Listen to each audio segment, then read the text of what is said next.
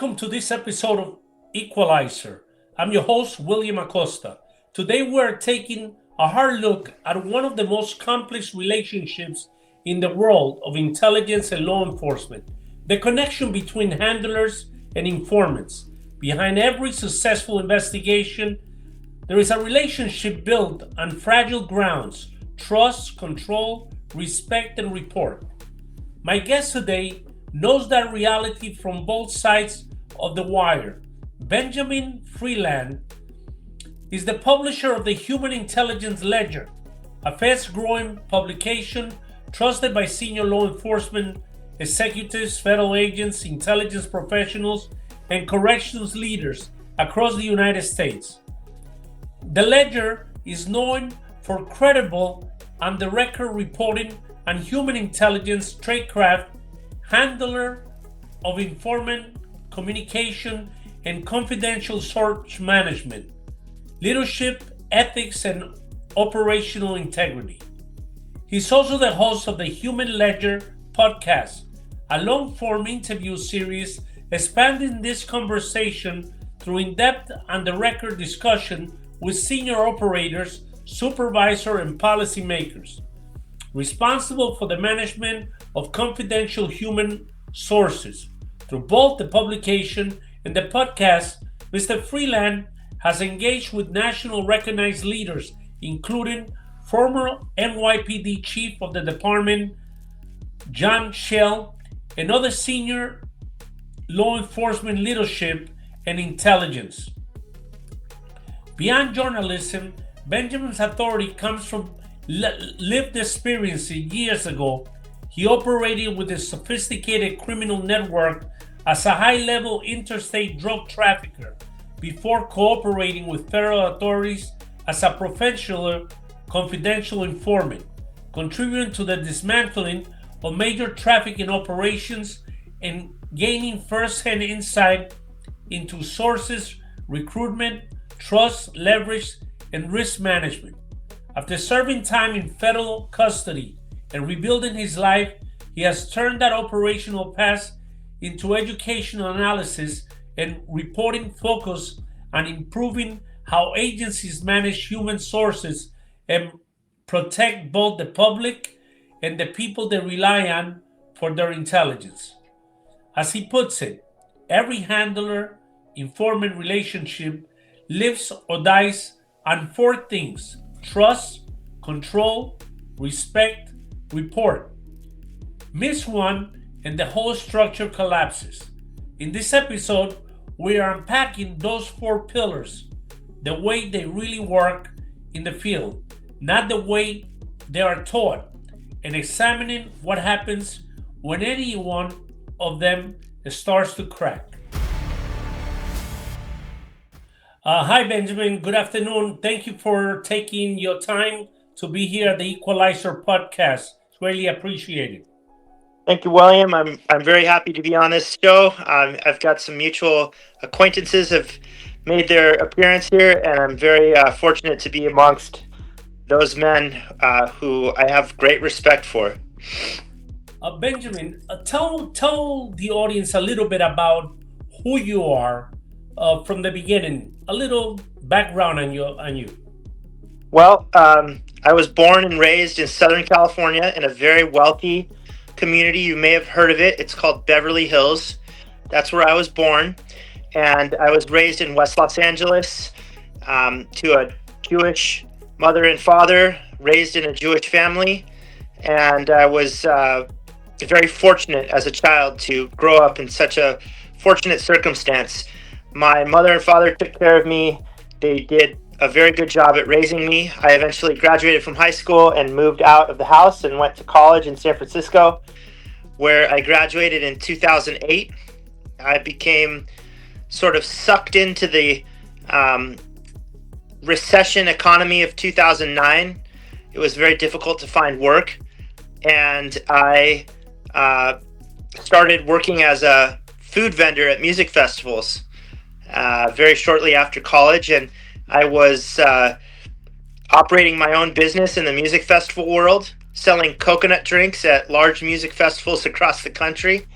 And I sort of meshed into the world of drug trafficking there, because a lot of the people that I met were prolific dealers and they wanted what I could get in California. So, to make a very long story short, I graduated from college. I entered the world of music festival food vending, and I started to look and distribute marijuana for some of the people that I was meeting at these events, and it turned into something that was full time. I became an interstate drug trafficker in my mid-20s, and I continued that path for many years. I was trafficking marijuana from California to Pennsylvania, and I was very successful at it, and I was very good at what I did. For many, It came a time that that good run came into an end. yes. When was that, and how did it play out? Well, so essentially, I was doing these runs, and I was making lots of money. And one time in Croton, Harmon, New York, in 2012, I was robbed at gunpoint by one of the people who were working for the drug trafficking organization that I was working with.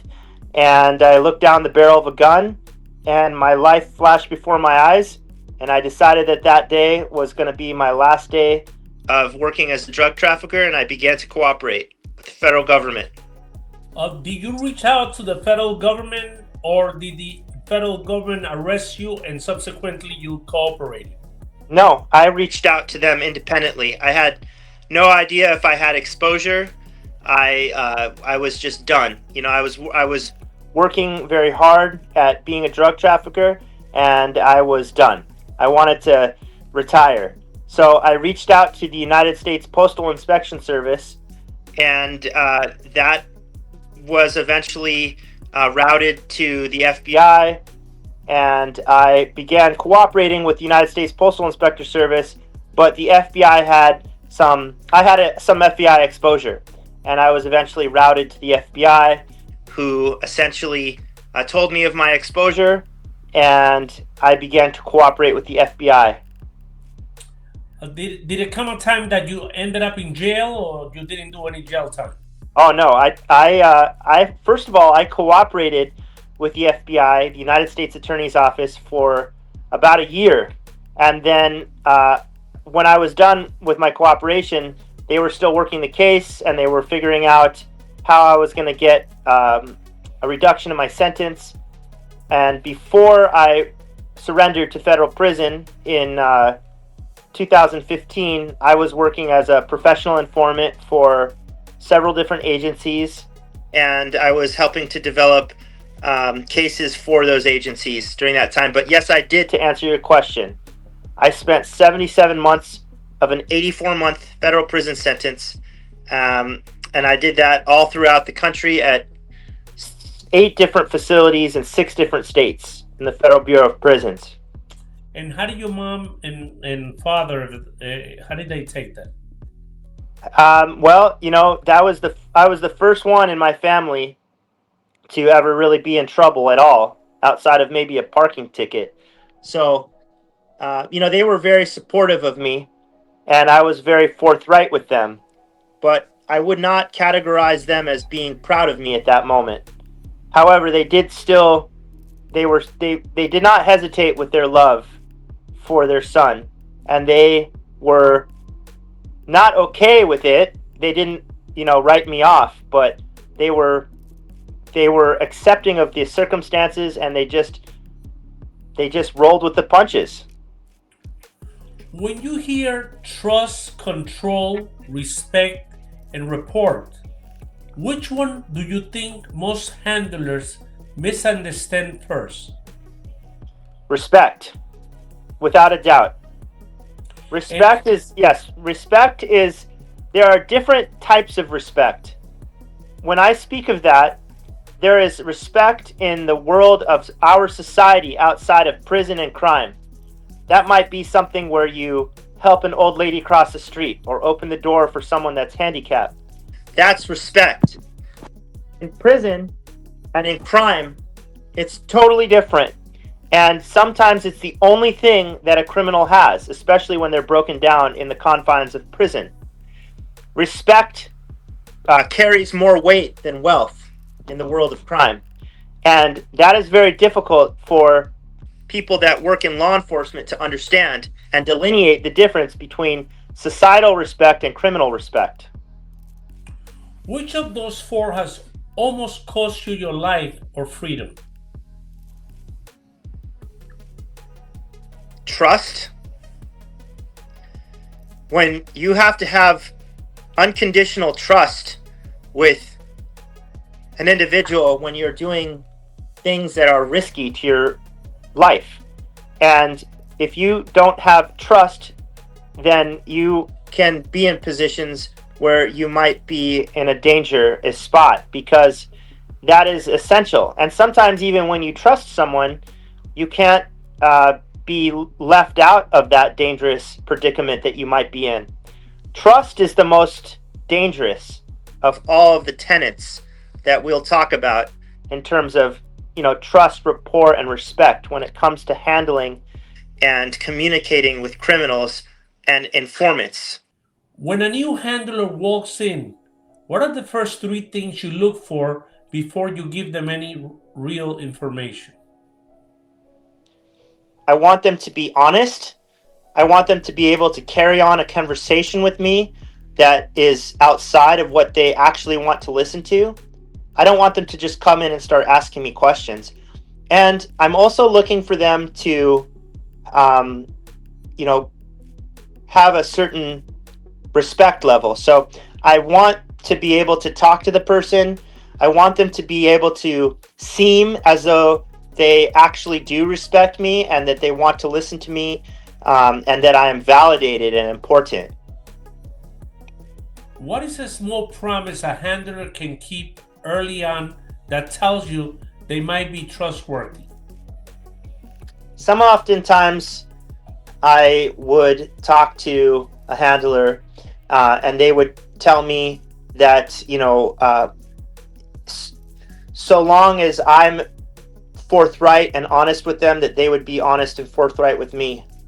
I believe that that's a good indication of a positive working relationship. You need to be able to establish that, and that's something that's very important. Do you think a good indication also might be that they're looking out for your welfare and not letting you be a cowboy out there? Absolutely. When a handler takes on an informant, safety of the informant is paramount. It's the number one priority. And so, obviously, aside from what I've just said, I would want someone to explain the intricacies of how I would be kept safe, as opposed to just being another source that can be thrown to the wayside. How did they react, and what did you tell them about them? When you meet them, you analyze them, and do you confront them and say, listen, what you tell me is not right, or you're pulling my leg, or you're not being honest with me? Well, that's a very important question. I have a person in my head that I'm thinking about right now, and I didn't like the way he talked. I didn't like the way he looked. I didn't like anything about him, and he put off that energy, and he's responsible for that. And I, was more hesitant to be honest with him because he made me feel uncomfortable, and it was not his. It was not necessarily his fault. It's just possibly that he shouldn't ever be in a position to be a handler. But yeah, I don't know if that answers your question. Oh, it does. Do you prefer a handler who are emotionally cold, or handlers who show you humanity, and why? No, absolutely not. You cannot be cold. You cannot be dishonest. You cannot be, stern, aggressive, or authoritative. You have to be caring. And this goes back to my relationship with my handler. That I still call him my handler, but I call him my friend too. And he is kind, courteous, respectful, and he talks to me like he would talk to a colleague or a family member. And that is why my success with him was so great. And that is why I have been able to work with so many other different handlers across the many years that I've worked, because of his rapport with me and the ability for him to make reference to me to others. What is an example of a handler earning your trust without even realizing they were doing it?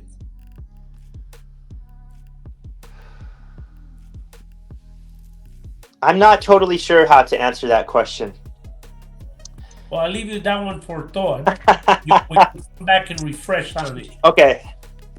On your side, how do you separate I trust what he's telling me about the case from I trust what he wants from me? How do I separate that?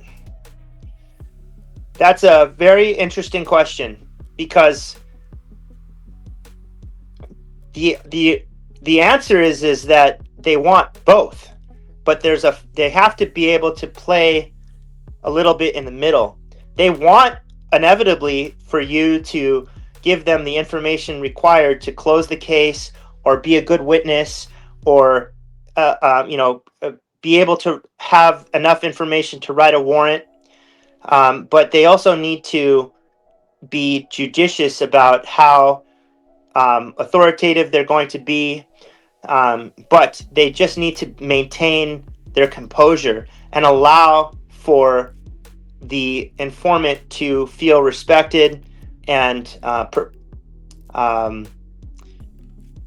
you have to allow them to feel important without making them feel like shit. And I'm only saying this because oftentimes many handlers don't actually know what it is that they're doing improperly or properly. There's no textbook. There's no lesson. There are books written, there are courses that are taught, but once you get into the field, and I don't know this from experience because I've never worn a badge, but once you get into the field, it's a totally different game. Then you become a part of my world. You're a criminal now, because you have to think like me in order to relate to me. And so there's a very fine line between what the individual wants and how they elicit that information from you. Have you ever trusted a handler's information but distrusted their intention towards you?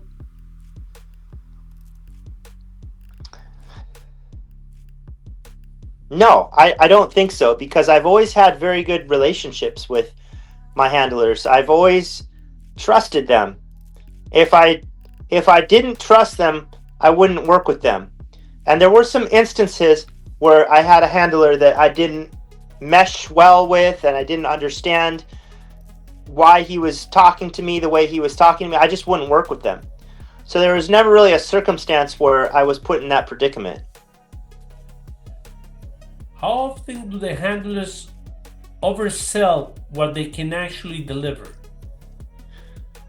I've not really had that experience, but I did have some time with an experience like that. I had a handler who promised to be a case character reference, a witness to myself during my federal sentencing, and they never showed up. And that was really one of the reasons why I was working for that particular agency. So they made promises that they did not fulfill. And perhaps that is something that is done across the board. It is not something I would recommend, because I would never, ever refer anyone to that agency or agent ever again. They destroyed and eroded the trust of me. And so if they're going to do that to me, they're going to do that to other people. And that is going to be a career ender and a one-way street to an administrative role within your agency. But they didn't even make a phone call to the U.S. Attorney's Office or No. to the judge for your sentencing or recommendations? No, they did not. So that particular incident was with an ATF agent in San Francisco. I helped develop some very, very essential leads that turned into big cases. And the promise that she had with me was that, if, they were paying me, but my quid pro quo was that I gave them information and I wanted not just money, I wanted their testimony about my character at my federal sentencing. And that never happened. And that was something that I carried with me for a very long time. I was very upset about that because what the fuck? What the hell? Like, I'm doing something for someone. I'm doing it under intense scrutiny and danger. I expect the outcome to be the one that we discussed towards the beginning of our relationship. If I'm told I'm going to have something done, I expect it to be done. And that goes for anything, but especially when you're in the very, very, you're in a very tenuous relationship with another individual. There's a lot of areas that you cannot cross over into as a handler, and there's a lot of areas that you cannot cross into as an informant. And honesty is key, and you just have to be able to follow through with whatever it is that you're promising, because you don't know who might recommend you to an individual. I, as an informant or as a criminal, might slip that person's information if they were forthright and honest with me.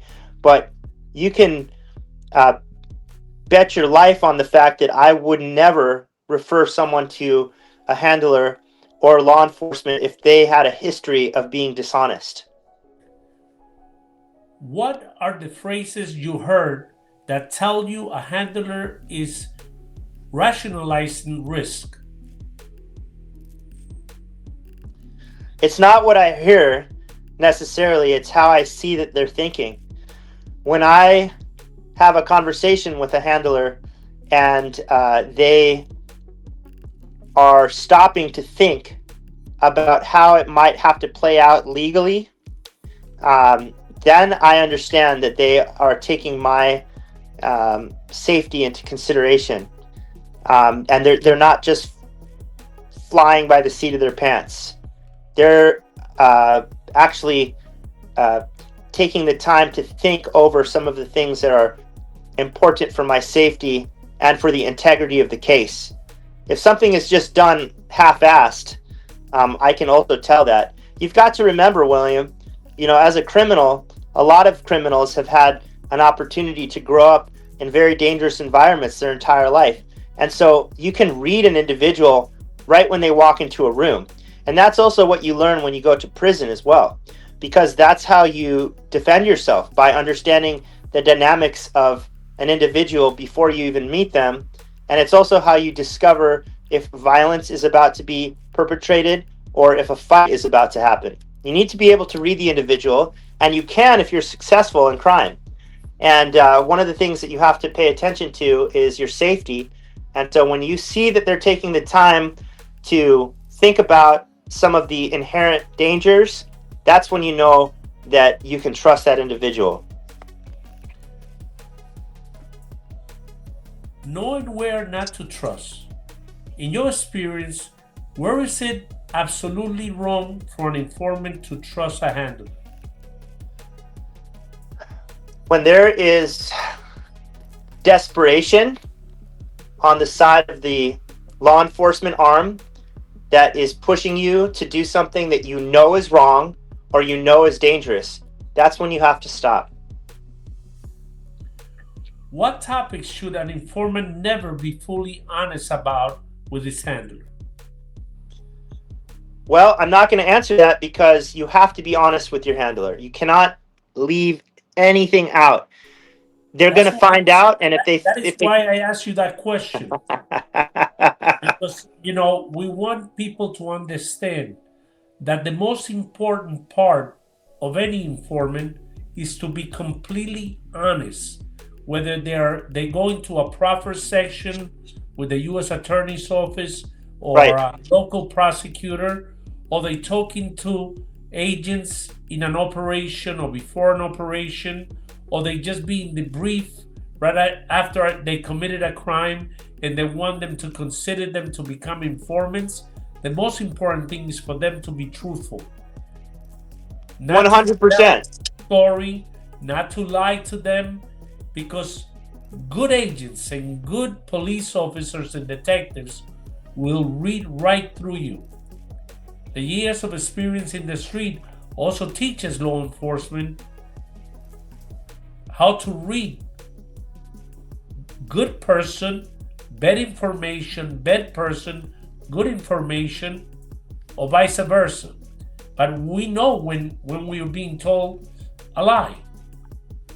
You can't be a liar and be successful as an informant, especially at the lower rungs of informant. There's, of course, confidential informants, there's reliable informants that come after confidential informants, and then there's professional informants, which is something that very few informants will ever reach.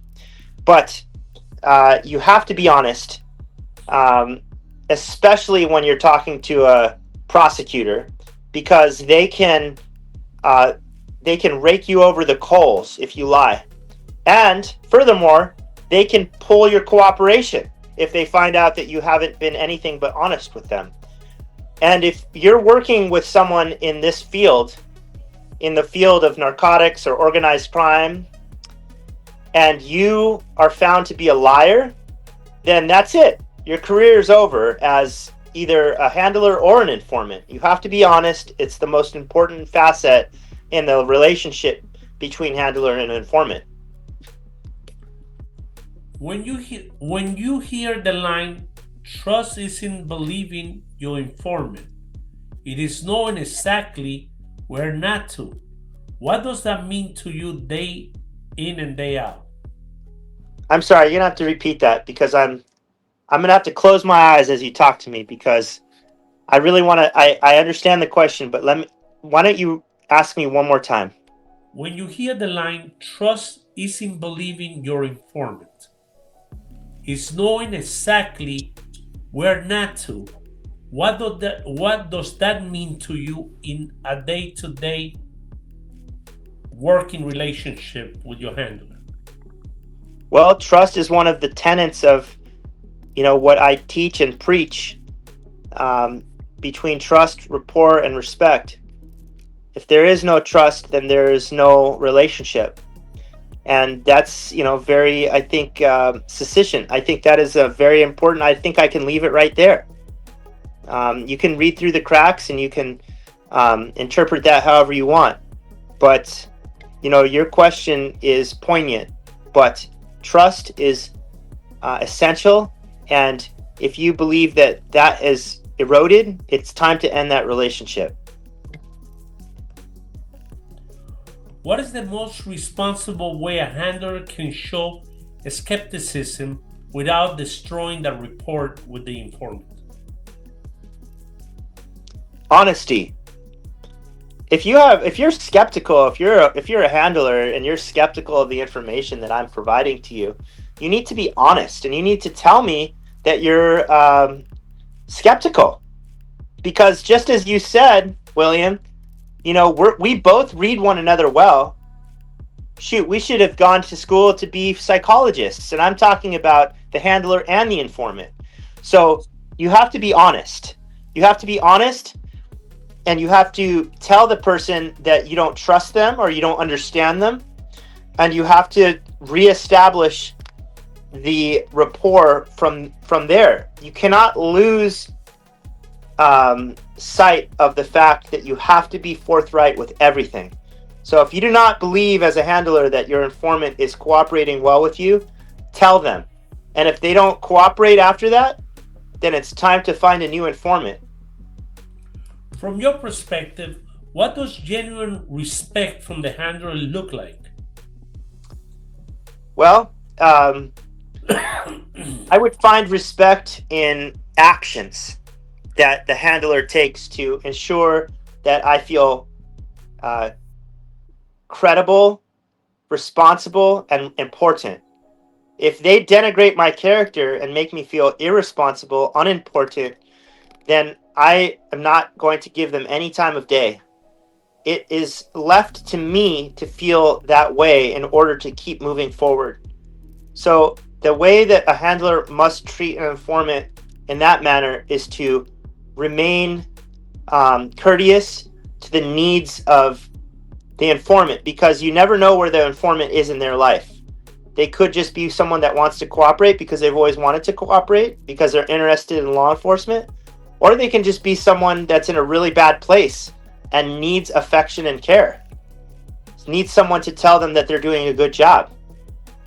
So I'll leave it at that. How do you define the difference between respect and softness? And softness?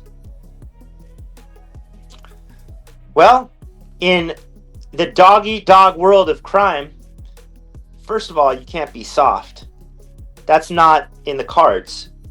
Respect can be earned in many different ways, but one of those ways is to not be soft. You have to be hard, and one of the things that a criminal is going to appreciate is if you are, calling people out for doing things that they do incorrectly. That is something that you can be respected for.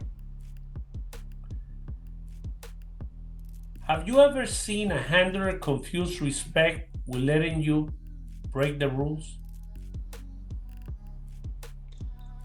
I've dealt with some very high echelon informant work, and I believe that the line is a little bit blurred with some of the work that I did. I was able to do some of the things that probably wouldn't be done on a county or city level. So the lines were blurred often, and sometimes I don't even remember what it was that was right or wrong at that point. Policy was not followed, and it was more confusing to me what was happening when I was so deeply entrenched in the line of the work that I was doing. Yeah. What is one of the respectful things a handler did that you still remember years later? I mean, I remember I had a handler in the San Francisco Police Department, and he was always very good to me because he shared intel with me that probably should not have been shared with me.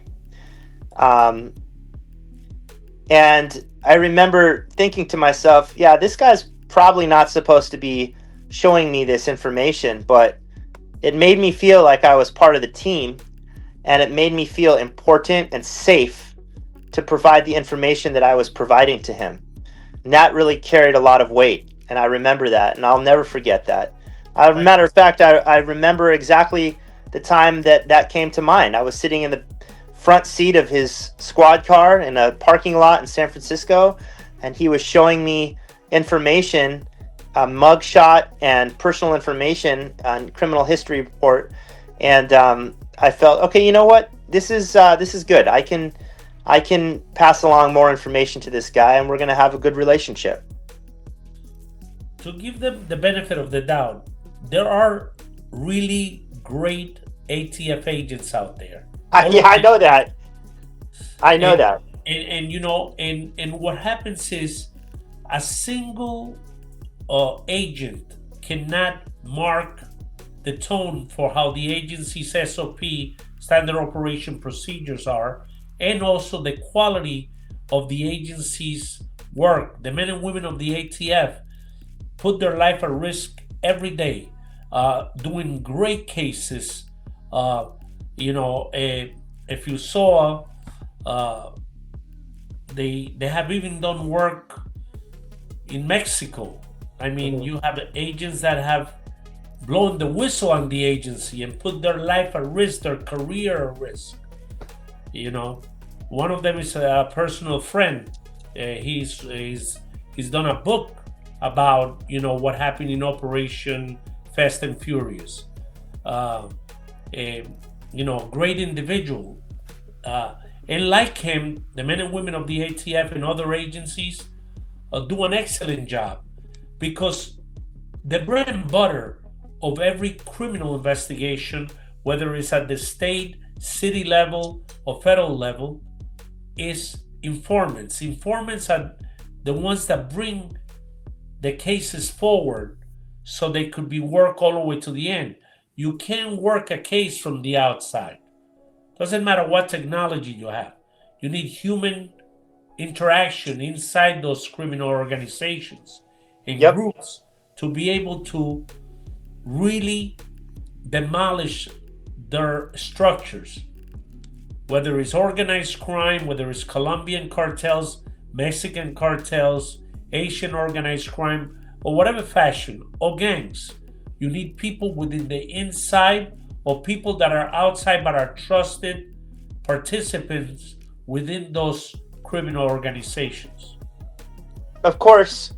And William, I'm not trying to stain an entire agency by having a bad experience with one agent. I'm just telling you that one of the tenets of my understanding of how to be effective is respect. And for me, when respect is pulled, I have to find a consequence to, hold someone accountable.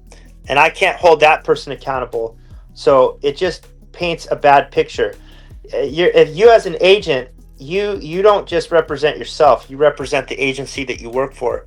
So it's a very detrimental thing for you to be selfish and to do something that might jeopardize the safety of an informant, but also to jeopardize the trust that you build with them, because it's going to be an uphill fight to try to gain their trust back once you've been disrespected or once you've disrespected them.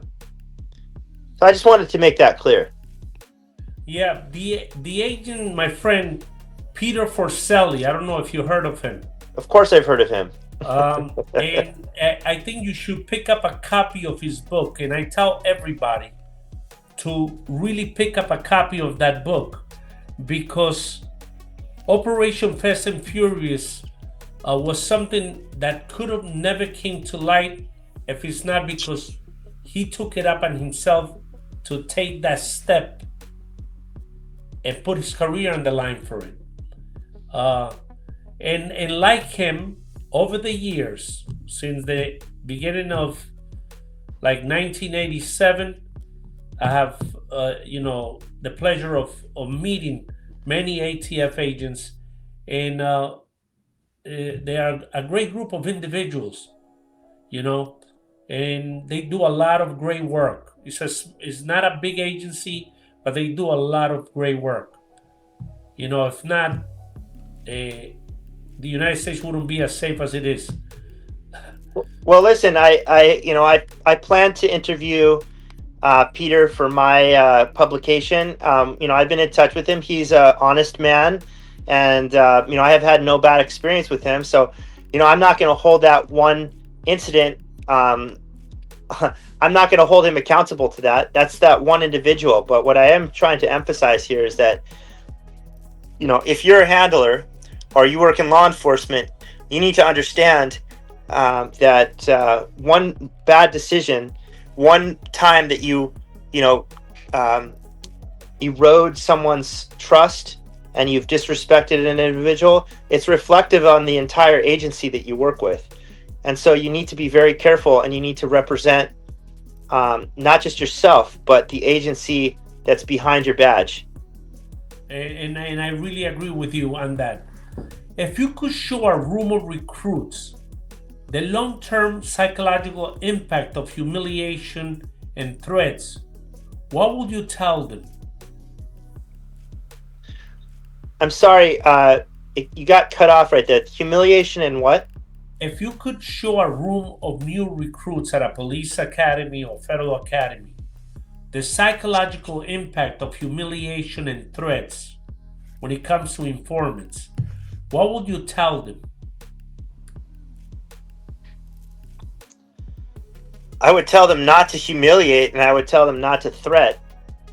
I would tell them to stay far away from that mindset as possible. It's not a mindset, it's an action.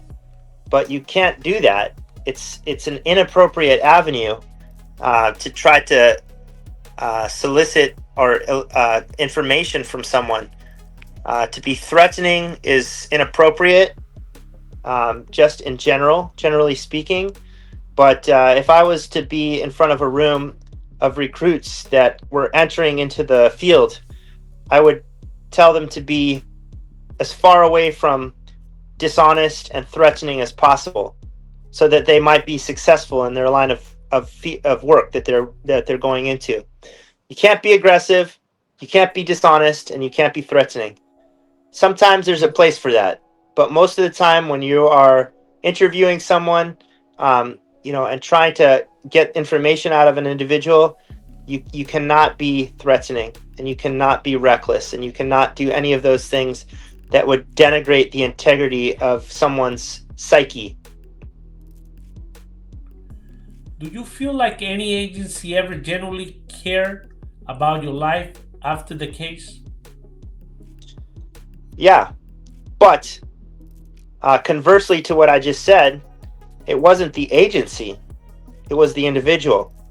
I don't believe that there was a particular agency that said, oh, you know what, Benjamin Freedland is, all of our agents need to treat Benjamin Freedland with respect. My relationship wasn't with the agency. My relationship was with my handler. So I've had handlers that have treated me with that respect, but I've never had an entire agency. So I couldn't answer that correctly. But I can tell you that I've had handlers that have given me that courtesy instead of the entire agency as a whole. In your words, what is rapport versus actual friendship? Well, rapport can be actual friendship, and it can also just be a facade. But friendship is something that you do when you go out and you are friends with an individual for a very long period of time. As a handler and an informant, you're not expected to be friends, but you are expected to have rapport. So it's very, very important to delineate that, because as a handler, you're going to have your own friends, and you're going to have the relationship that you have with your informant, and you can't cross into that line and to become too friendly or too chummy with an individual. So that is a very important facet of informant handler management or mismanagement. Yeah, a lot of agencies have a rule of two people, especially when dealing with beautiful females, because that honey trap is always an aspect of law enforcement, especially on very sensitive investigations. That they put a female that is beautiful, and you get too close and too attached to your informant, which is a no-no. Something not recommended, and a lot of agencies say, okay, you're gonna go interview that female. I want you to go with your partner so and so, or take this female agent with you to interview her. So there's no, later on, it doesn't damage the case, or it comes out in court that you are fraternizing with them or stepping over those lines. Right. No, these are very important points. We're not just spewing out questions. We're covering some ground here that's essential for people that don't necessarily understand the importance of it to understand. There's a lot of nuanced things that are occurring in a relationship like this. Honesty is important. You can't get too close, though. Right. Have you ever watched a handler cross into friend mode and lose objectivity? I haven't had that experience. I've had a handler, I think, maybe think that he was cool enough to sort of think that he was a part of the cool kids club, which, in the end, I wasn't cool. I was just a criminal. But he was, they were trying to conform to something that they weren't. I don't really have experience with the particular question that you asked, so I can't really speak on it. Can a handler admit, I'm not your friend, and still build solid rapport with you? Absolutely. Yeah. talk to the audience about that because it's very important. It's not that he's being disrespectful, he's just setting a tone and a distance. You know, when people go into an office, I explain it really well. Do you know why you have a desk? It's not to put your papers and your computer. It's to separate the person sitting in front of you from you. That distance is marked by that desk. And when you're dealing with different type of informants, there has to be a separation. The informant cannot control the case, or the bad guys cannot control where the meetings are going to be, at what time they're going to be, in what location they're going to be, because you have to count with an entire team that is going to move, that has to be close to a hospital in the event something happens, that that everything is set. It's not just go and do it. It's a whole preparation that goes into these operations. Well, yes. This goes back to respect, because as long as you're honest with an informant, you're going to gain their trust and their respect. So if you walk into a situation and you tell them, look, I'm not your friend, I'm not your daddy, I'm not anything but your handler, and we cannot have a friendship. If you see me in the street, you walk the other way, I'm not going to respond to you. I'll respect that. But what I'm not going to respect is if you bring that up later on. So it's very, very important to establish that early on, because then you can respect that as a criminal. I'll respect that far more than just learning about your behavior, whether or not it's appropriate or not, later on down the line. So that's an okay thing to do, but you have to be honest and you have to be forthright, and you have to do it in the beginning, at the beginning of the relationship. You have to establish the rules and let that be known, because otherwise it could be a detriment in the future. How easy it is for an informant to weaponize the false intimacy back against a handler? Very easy. Criminals are manipulative by nature, and if you find out anything that can compromise that individual, you can hold it against them. That's not the game, though. Usually the game is that you have an ulterior motive that you need to gain, and so there's not much of that manipulation that's going on. So I never personally had any experience with that. I'm just speaking speculatively. What advice would you give new handlers to avoid turning report into something fake and dangerous? Again, William, I'm going to be very forthright. A criminal is not an idiot. Most of the time, they're very cunning and smart. I don't want to be too narcissistic here, but I think of myself as a very intelligent person. And I take that intelligence and I apply it to how I build rapport with an individual. And when I think of it as a relationship between a handler and an informant, respect is, one thing, but building rapport is essential. So you can't fake it, because you'll see right through it immediately. And if that's one of the first things that you present as a facade, as something that is fake, that is a deterrent immediately not to trust that individual. Rapport is very, very important. And it's not just about, establishing some of like-minded and interesting hobbies or thought. It is about a very serious element of that relationship, and it cannot be fake. Does transparency about surveillance, recordings, or corroboration help or hurt the report? One more time.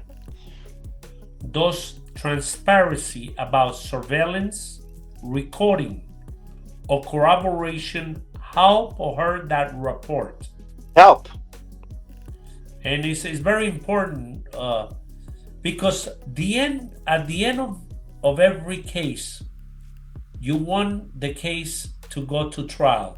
You want a chain of custody of all the evidence gotten is part of that chain of custody, that everything is gotten legally and could be uh, withstand challenges by a defense team if the case is going to go, forward to a trial.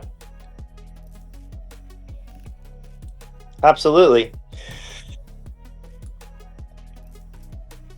Have you ever told a handler, if you don't believe me, go check it, and mean it? I just told one today.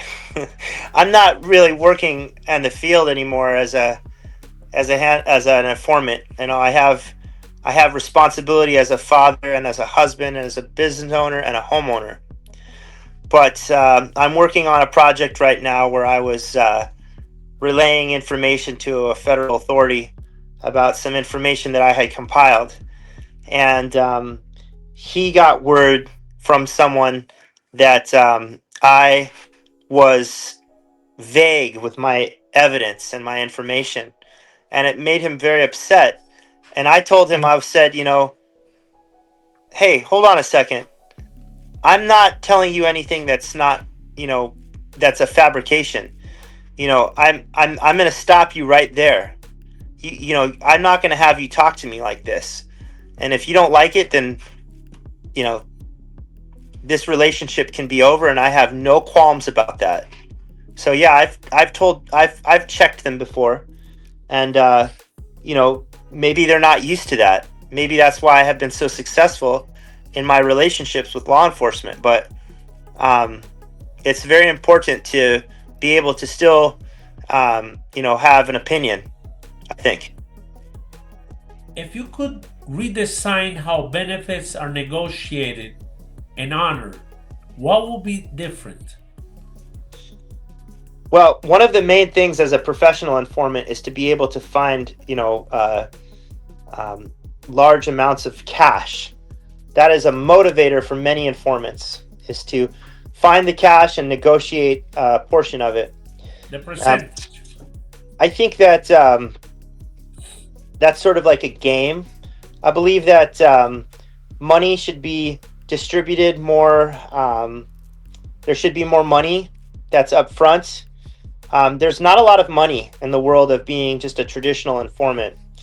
Not unless you can provide some very, very reliable information and or a gun or some kind of illicit narcotic.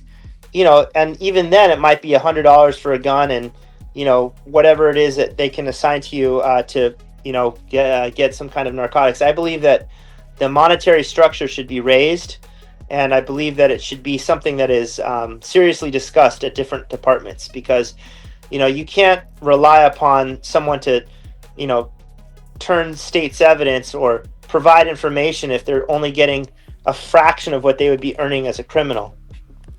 When you go to prison as a professional informant, the word gets around that, you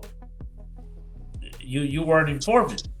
Are you a regular population, or do you have to be segregated for your confinement? Well, the word is not out there that I was an informant because of the way that my custody was protected. However, I was the one that was honest with the population, and I told them who I was, but I was also in a special needs yard after I left protected government witness status. My security was not, jeopardized because of the type of environment that I was in. I was never placed in an active gang yard. I was never in a predicament where I thought that my safety was in jeopardy because of my affiliation as an informant, as a cooperator, or as one in prison would refer to it as a snitch. And so that was never an issue for me personally. However, it is an issue that's prevalent amongst many that are in that position and are less protected. In the future, are you planning to write a book about your experience and also about the relationship between handler and informants and all of these rules that you have been teaching and and talking about it both in your podcast and in the ledger. Yes. Well, as you speak of the ledger, I have yes. To answer your question, I have already written a book. It's very painful for me to go through it because a lot of it speaks about prison, and I have a lot of trauma from there. But I do plan on compiling sort of a guide to effective informant handling. I have a very popular publication on LinkedIn, which is growing on other platforms as well, that sits down and talks to individuals that have provided their tradecraft and insight on how to effectively communicate with an informant as a handler.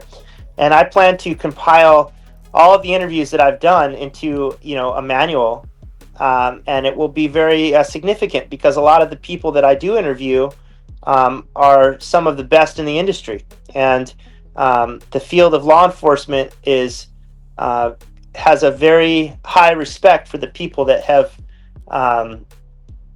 interviewed with me, and they're more inclined to listen to what they've said on my platform.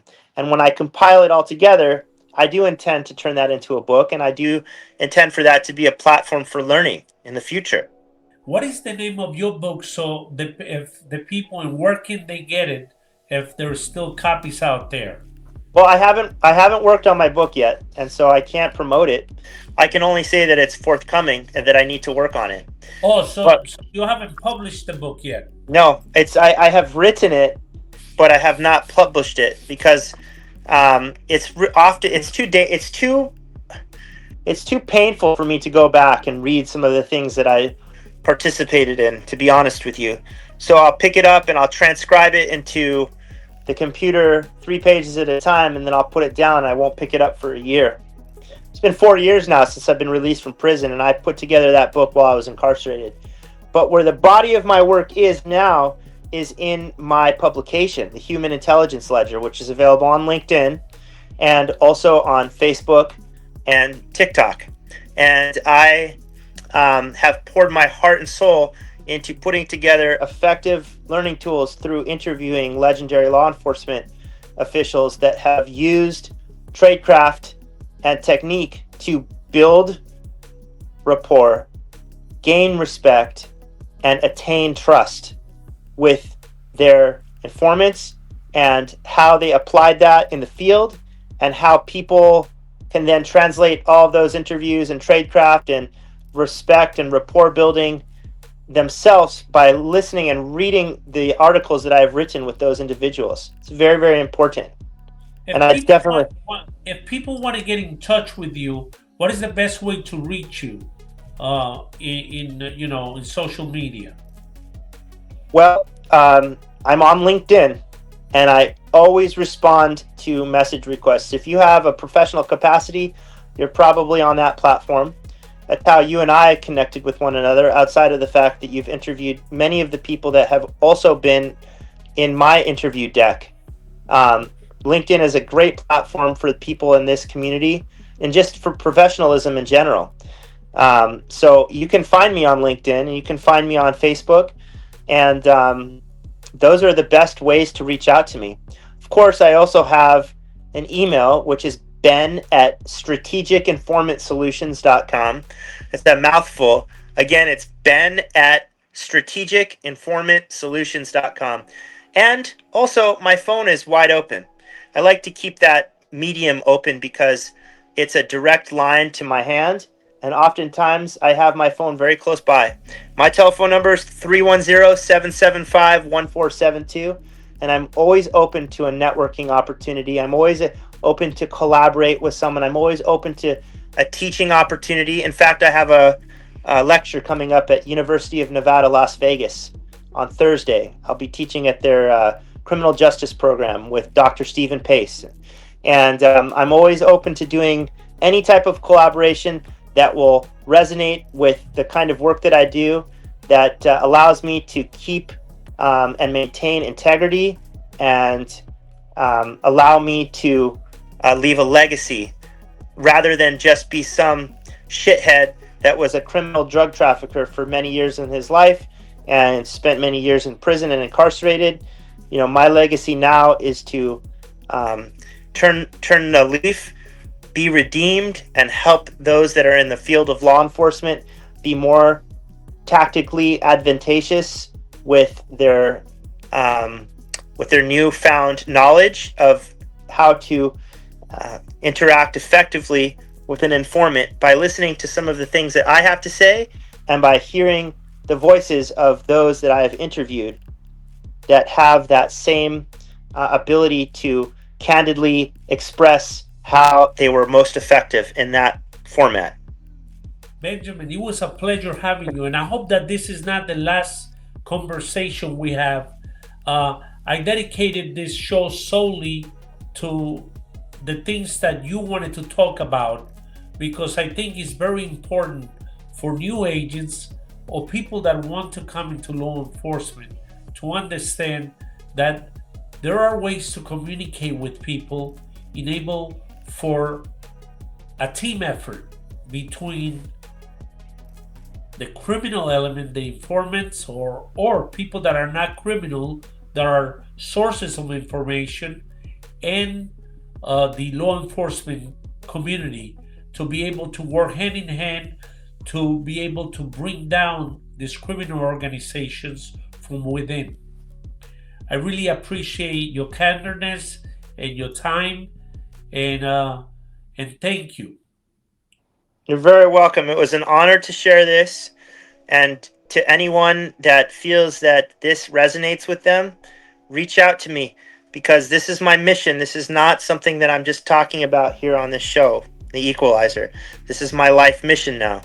I have transitioned into a role where I can stay home more. I'm disabled now, and this is a very effective tool for me to help me redeem myself. I'm a God-fearing man, and I believe in redemption. And if you have an interest for me to speak to if you've hit a brick wall in an investigation and might need someone, a criminal's perspective, reach out to me. If you're a chief of police or a special agent in charge and you want someone to teach your team how to more effectively handle informants, reach out to me. I'd be happy to come by and help to be more productive and create force multiplication within your agency with the existing staff that's already there.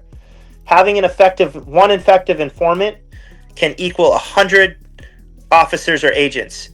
Always remember that. Take informants seriously. It's the heart of what you're doing in law enforcement, and don't take it for granted. Don't rely on technology. Rely on the human element and the human intelligence that only humans can share with other humans. So thank you very much, William. I really appreciate your time, and I look forward to continuing this professional relationship. Thank you again. Definitely. I appreciate it. This concludes this episode of Equalizer. I'd like to thank my guest, Mr. Benjamin Freedland, a man who's lived every angle of the handler-informant dynamic and how it works to make those systems smarter, safer, and more ethical through training, reporting, and long-form conversation. That takes ways from this discussion are simply by sovereign. Trust is earned in increments, respect is not weakness, and rapport is in friendship. Every successful partnership in this world depends on the balance between control and credibility, between truth and manipulation. You can follow Mr. Benjamin's ongoing work at the Human Intelligence Ledger and the HUMINT Ledger podcast, where this conversation continue with veteran handlers, sources, and policymakers across the law enforcement community and intelligence community. A special thanks to the audience and to my production team. Without their support and hard work, this program would not be possible. If you like this episode, please give it a like, share it with your family and friends, and make sure to follow me on the links provided on the screen. I am William Acosta, and this has been the Equalizer Podcast. As always, Stay safe and God bless.